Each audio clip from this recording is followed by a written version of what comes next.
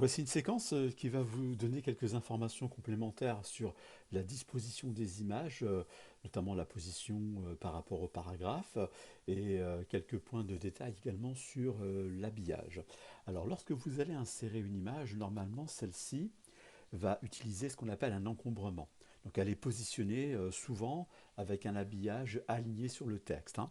En revanche, quand vous allez sélectionner l'image, vous allez pouvoir modifier l'habillage. Donc là, dans ce contexte, l'habillage que j'ai proposé est un habillage haut et bas, ce qui veut dire que on autorise le texte à être toujours au-dessus et toujours en dessous, mais jamais sur le côté de l'image. Pour avoir un habillage avec le texte tout autour, hein, il faudrait utiliser un habillage soit carré ou rapproché. Alors, il y a une différence quand même à faire entre carré et rapproché.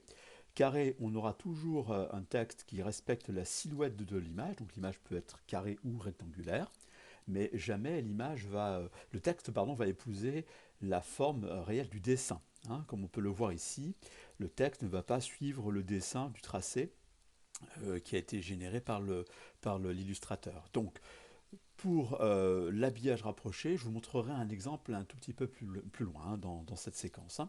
On va rester sur l'idée de garder la notion haut et bas, hein, de manière à ce que l'image se positionne et libère le texte au-dessus et en dessous. À partir de là, je peux changer la disposition horizontale de l'image, hein, soit la positionner au centre, hein, ou à gauche contre la marge, comme on l'avait vu déjà précédemment, mais on peut être beaucoup plus précis. En utilisant le bouton de l'habillage, on peut choisir l'option afficher plus. Alors ça ouvre une boîte du dialogue et on peut travailler ce qu'on appelle la position absolue, c'est-à-dire qu'on va définir exactement en centimètres où est-ce que l'on veut positionner l'image par rapport soit à la marge, soit à la page, soit à une colonne. Alors si je veux travailler avec la position de la marge gauche, donc c'est-à-dire ici, on est à 1,5. Si je veux laisser un retrait de 1 cm, eh bien j'ai simplement à modifier la valeur ici à 2,5. Ce qui veut dire que marge de 1,5 plus encore 1 cm de retrait, je vais valider la disposition de mon image. On a ici un retrait de 1 cm.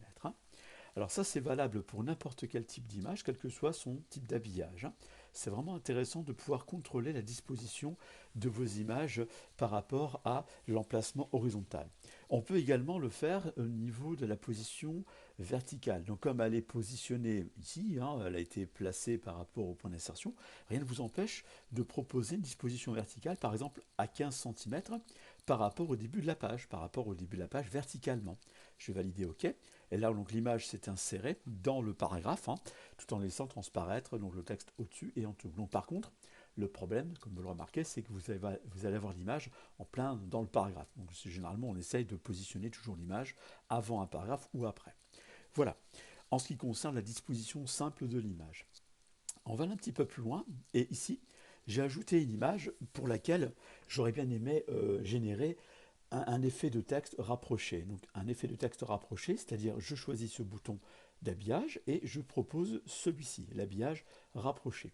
Alors quand bien même j'ai choisi cette option, pour le coup, le texte ne vient pas épouser la forme du dessin. Alors pour cela, il va falloir faire appel à une petite technique qui consiste à effacer le contour blanc de l'image, hein. Alors c'est valable pour les images au format JPG qui acceptent, du moins qui comprennent la transparence, et cette zone blanche est tout simplement une zone qui ne devrait pas être utilisée dans l'image, mais en l'occurrence Word a positionné une trame blanche tout autour du dessin et on va l'effacer en allant dans l'onglet format de l'image et en cliquant sur le bouton couleur.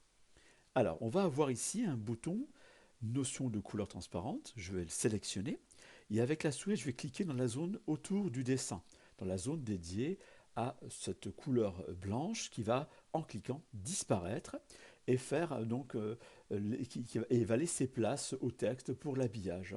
Et ce qui est intéressant, c'est lorsque vous allez déplacer votre image, vous allez pouvoir vous rendre compte que l'image eh bien, s'intègre dans le paragraphe et le texte va toujours glisser tout autour, hein. Ça, c'est un effet très intéressant.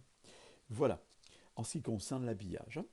Alors, d'autres formes d'habillage qui sont moins connues, moins utilisées, c'est celui où on va mettre l'image en arrière-plan ou positionner l'image en premier plan. On le fait souvent pour les logos.